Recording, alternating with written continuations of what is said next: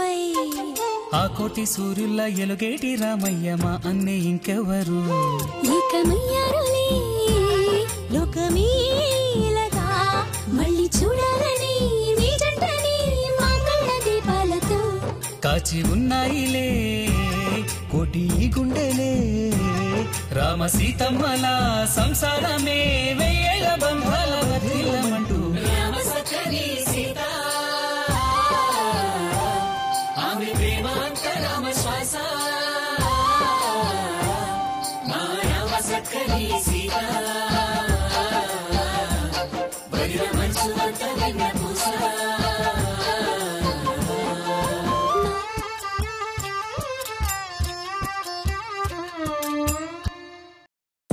అప్పుడు నా గుండె మాత్రమే పగిలింది. కానీ తను కూడా భార్య అయ్యుండి చెల్లి అనే అబద్ధం చెప్పుంటే, తర్వాత ఆ నిజం నాకు తెలుసుంటే నా గుండె ఆగిపోయేది.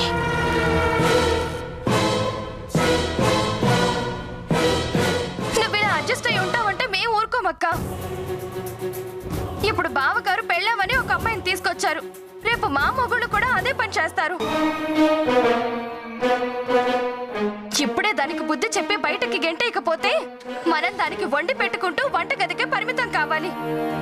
చూడండి, సర్దుకొని పోదామని నేను నిర్ణయం తీసేసుకున్నాను. మీరు కూడా అదే పని చేయండి. ఇల్లంతా సంతోషంగా ఉంటుంది.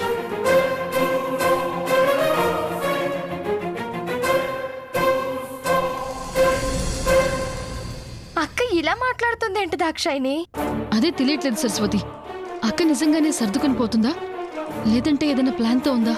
నీకెందుకు వచ్చిందో అనుమానం? అక్క మనస్తత్వం తెలుసు కాబట్టే నాకు ఆ డౌట్ వచ్చింది. అక్కకి బావగారంటే ప్రాణం. అలాంటిది మరో అమ్మాయితో ఆయన భాగం పంచుకుంటానంటే అంత తేలిగ్గా వదిలేసే రకమైతే కాదు. మరిప్పుడు ఏం చేద్దామంటావు దాక్షాయిని? అక్క నిర్ణయం ఏదైనా కానీ సరస్వతి, మనం మాత్రం దీన్ని వదలొద్దు. అక్క బాగుండడం కోసం ఇన్నాళ్ళు కష్టపడ్డాం. ఇప్పుడు కూడా మన లక్ష్యం అదే. ఏదో ఒకటి చేసి ఆ మంజులని ఇంట్లో నుండి వెళ్ళగొట్టాలి, అంతే.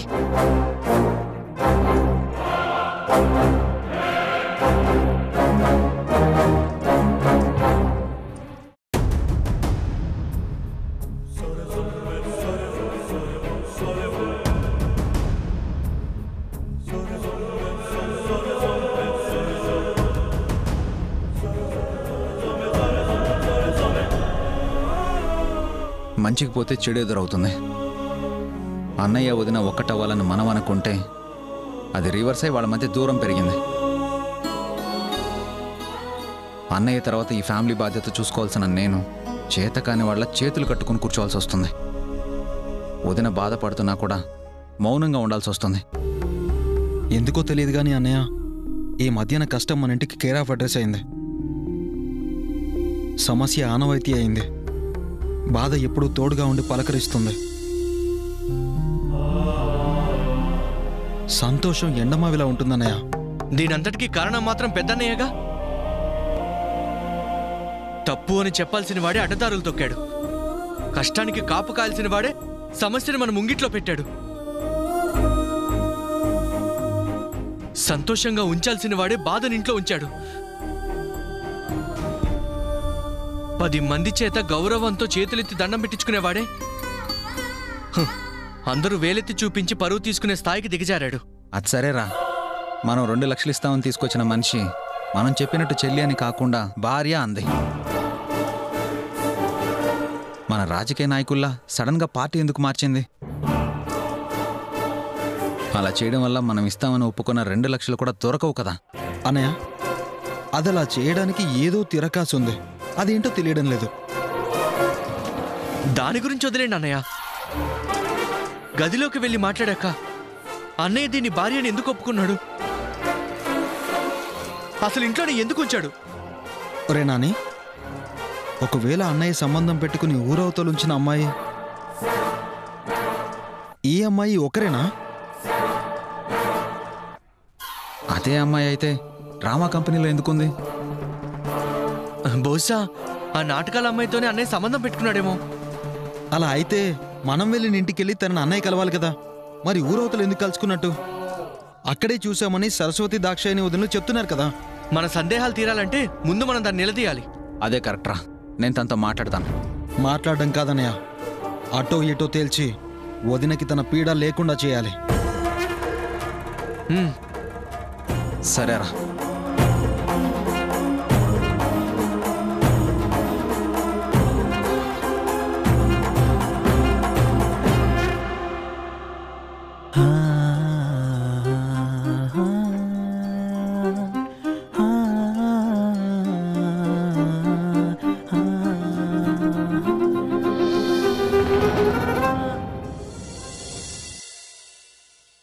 ఏమండి,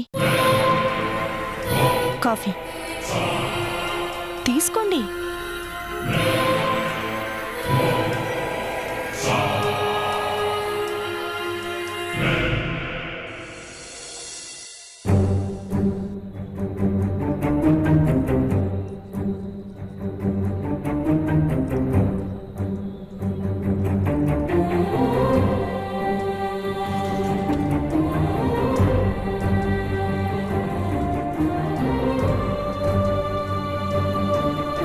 సారీ సీత. ఈ ప్రపంచంలో రెండే విషయాలు చాలా కష్టమండి. ఒకటి నిజం చెప్పడం, రెండు క్షమాపణ అడగటం. ఎందుకంటే మనిషి జీవితంలో ముఖ్యంగా భార్యాభర్తల సంసారం చాలా విలువైంది.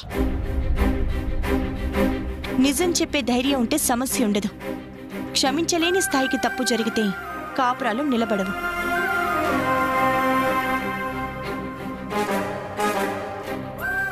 నిజం దాచి చెప్పలేకపోవటం నేను చేసిన తప్పే.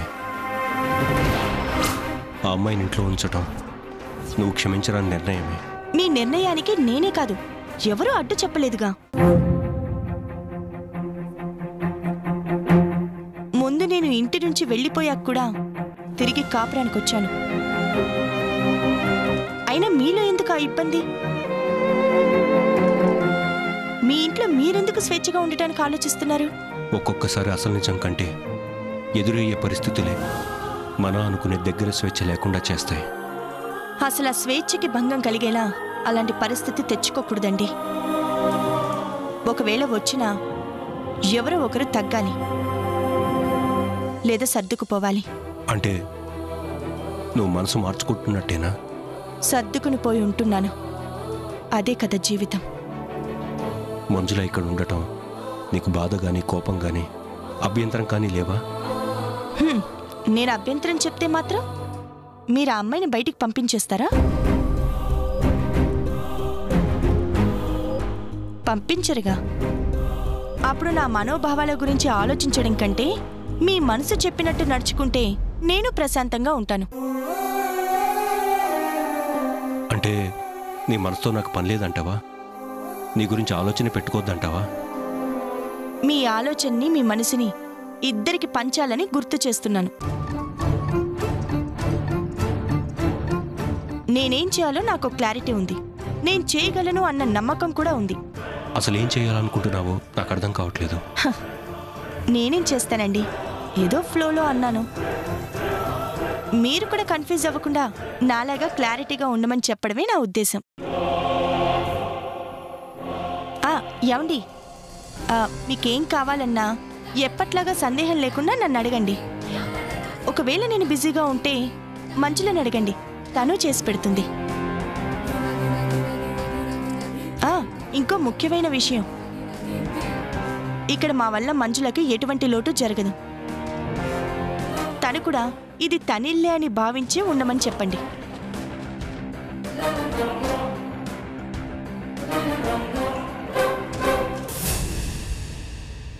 సీత మాటల్లోని అంతరార్థం ఏంటో నాకు అస్సలు తెలియట్లేదు. తన మనసులో ఏమీ లేదంటూనే ఏదో చెయ్యబోతున్నట్టు తెలుస్తోంది. ఏంటి ప్రవర్తన?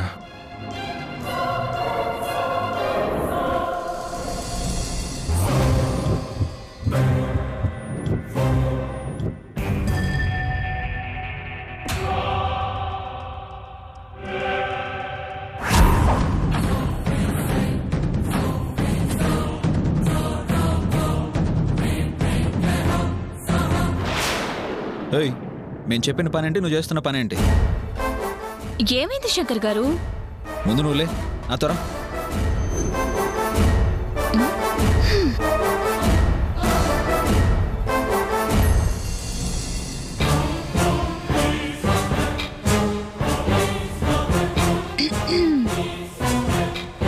నిజం చెప్పు, ఎవరు నువ్వు? అదేంటండి అప్పుడే మర్చిపోయారా? నేను తన భార్యనని మీ అన్నయ్య అందరి ముందు చెప్పి 24 గంటలు కూడా కాలేదు. ఏమీ తెలియనట్టు అలా అడుగుతారేంటండి? ఆపు నీ నటన. నిన్ను డ్రామా కంపెనీ నుంచి తీసుకొచ్చింది మేము.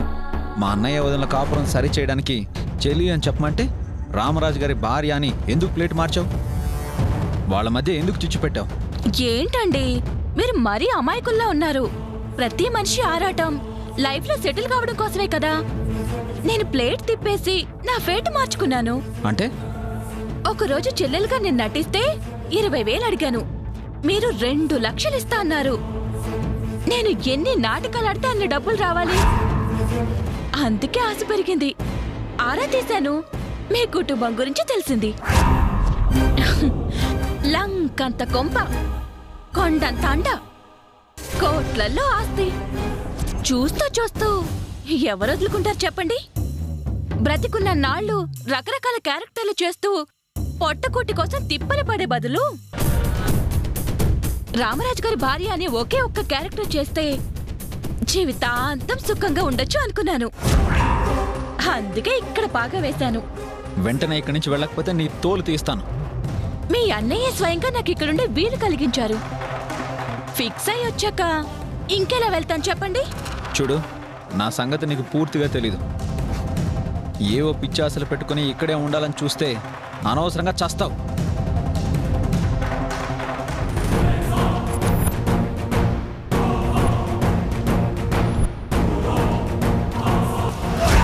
వీడికి చెప్తే వినేలా లేడు.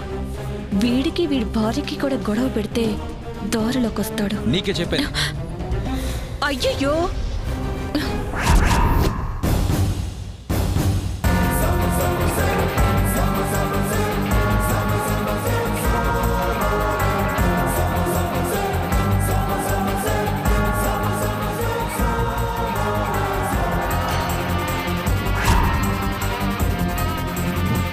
ఏమైంది? పైనుంచే షర్టు మీద ఏదో పడింది, అదే తులుపుతున్నాను. చాలు చాలు.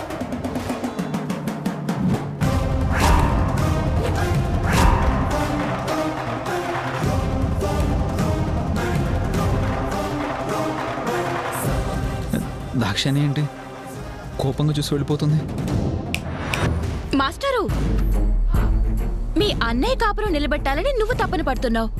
ఈ గ్యాప్ లో మీ యావిడికి అపార్థం అనే మంట నేను పెట్టాను. వాళ్ళ సంగతి తర్వాత.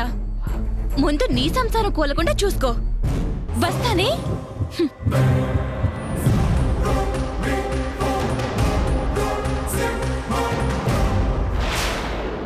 వచ్చిండే పిల్ల మెల్లగా వచ్చిండే క్రీము బిస్.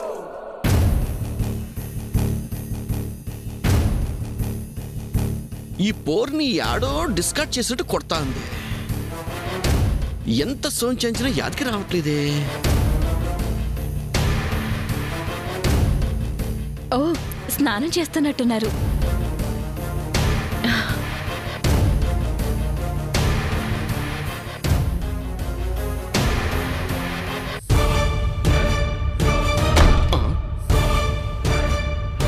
సీత సెల్లే పొద్దు పొద్దుగాల ఎప్పుడు ఇలా డోర్ బంద్ చేయలే. దీనికి మాస్తు రుబాబు ఉన్నట్టుంది.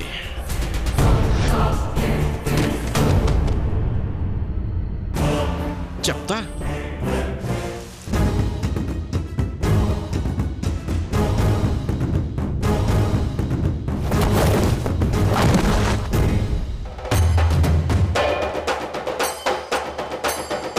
నాకిష్టమైన సీత నా కోసం జీడిపప్పు ఉప్మా చేసినట్టుంది.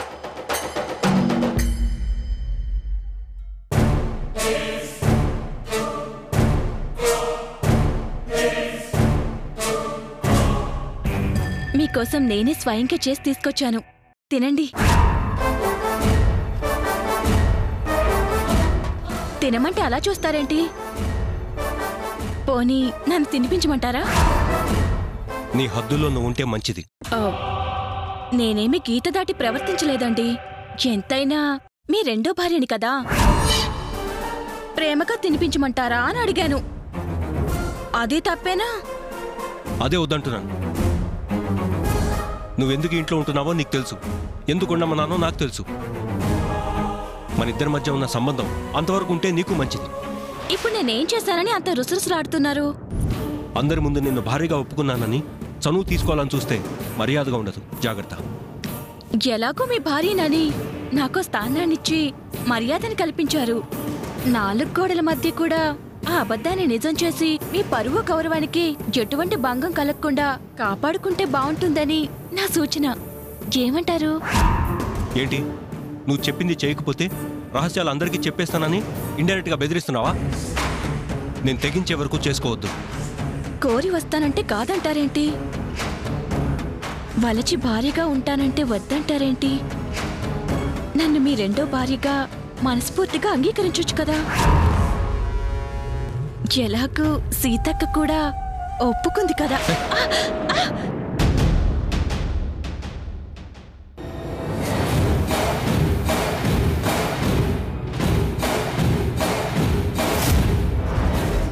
చూడక్క, ఈయనకి మనసు పడి ఉప్మా చేసి తీసుకొస్తే తిన్నంటున్నారు. ఏంటండి మీరు అంత ఇష్టపడి చేసి తీసుకొస్తే మంచులో బాధపడదు? తినొచ్చు కదా. నాకిప్పుడు ఆకలిగా లేదు. కడుపు కోసం కాదు, మంజులకి మీ మీదున్న ప్రేమ కోసం 2 స్పూన్స్ అయినా తినండి. వద్దంటున్నానా?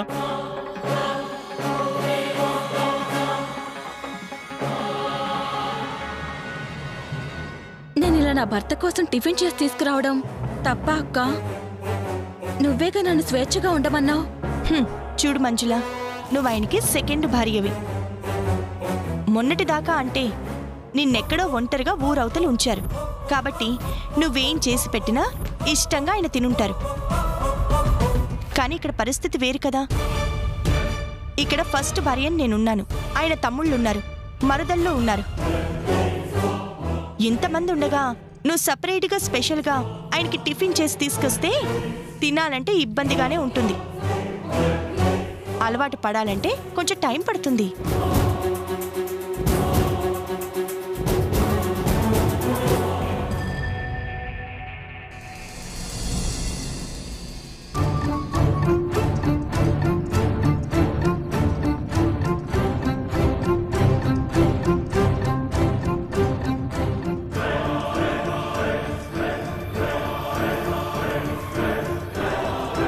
నువ్వు నన్ను పట్టించుకోకపోయినా నేనే ఫిక్కర్ చేసిలే. కానీ ఈ ఇంట్లో ఇంత దారుణం జరిగినాక కూడా నువ్వు ఇట్ట గమ్ముంటే ఎట్ట చెప్పు? నా పాటికి నేను అడుగుతాన్నా, నీ పాటికి నువ్వు రాస్తాన్నావు. రామకోటి గారు రాస్తున్నావా ఏంది? ఇంటి పద్దులు రాస్తున్నానన్నయ్య. అరే, పుస్తకంలో పద్దులు రాసుడు కాసలే, లెక్కలు తప్పిన మనుషుల పద్దులు తెలుసాలే. ఇగో ఏదడిగినా ఇదే విధంగా ముసుగురాయించి గమ్మునుంటున్నావు. నీకున్నంత ఓపికైతే నాకైతే లేసలే. దాన్ని ఎవరినో తీసుకొచ్చి రామరాజు బాబు పెళ్ళమని ఇంట్లో పెట్టిండు. నా వల్ల అయితే అయితలేసలే. అరే, ముద్ద పోవట్లేదు, నిద్ర రావట్లేదు, నాకు మస్తు గుబులైతుందంటే నమ్ము. మరేం చేద్దామంటావన్నయ్య? నువ్వు అనసలే, దాని మెడలు బట్టి బయటకు బగాయిస్తా. అలా చేస్తే మీ బావ ఊరికే ఉంటారా? అరే, చేసిందే గల్లత్ పని, ఊరికోకేం చేస్తాడు? చంపుతాడా ఏంది? చూడుసెల్లే, నువ్వు ఇట్ట ఉండకూడదు. నన్ను అన్నయ్య అని మనసులోంచి ప్రేమగా పిలిచినావు. తోడబుట్టిన దాని లెక్క తిండి పెట్టినావు. సిట్టి ఇంట్లోకి వెళ్ళిపోతానంటే అమ్మ లెక్క ఆపినావు. నీకు ముచ్చట చెప్పకుండా దాన్ని గెంటితే నువ్వు పరేషాన్ అవుతావని చెప్పినా. నువ్వు ఎట్నే మాటలు లేకుండా పడుంటాను అంటే నీకు ముక్క చెప్పకుండా దాని బొక్కలు చోరచోర చేసి మళ్ళీ ఇంటి దిక్కు చూడకుండా చేస్తా. ఒక మృగాన్ని చంపాలంటే చాటు నుంచి మాటు వెయ్యాలి. పక్షిని బంధించాలి అంటే అనుమానం రాకుండా వల వెయ్యాలి. చేపని పట్టాలి అంటే ఎర వేసి పట్టాలి.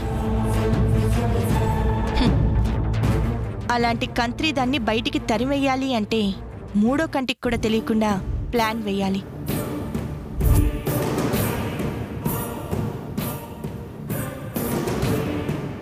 అన్నయ్య, ఆవేశపడితే గొడవ జరుగుతుందే కానీ సమస్య సమసిపోదు. తొందరపడితే అవాసపాలవుతామే కానీ మన కష్టం తీరదు. శత్రువుని గట్టిగా దెబ్బ కొట్టాలి అంటే బలం ఉంటే చాలదన్నయ్య, తెలివి ఉండాలి, ఉపాయం తెలిసుండాలి. ఏంది చెల్లె నువ్వు అనేది? అవునన్నయ్య, తన పిల్లల్ని పాము మింగేస్తుందంటే కోడి ఎదురు తిరిగి ప్రతిఘటిస్తుంది. సౌమ్యంగా ఉండే పిల్లే మనం గదిలో పెట్టి బంధిస్తే దాన్నది కాపాడుకోవడానికి కనుగుడ్లే పీకేస్తుంది.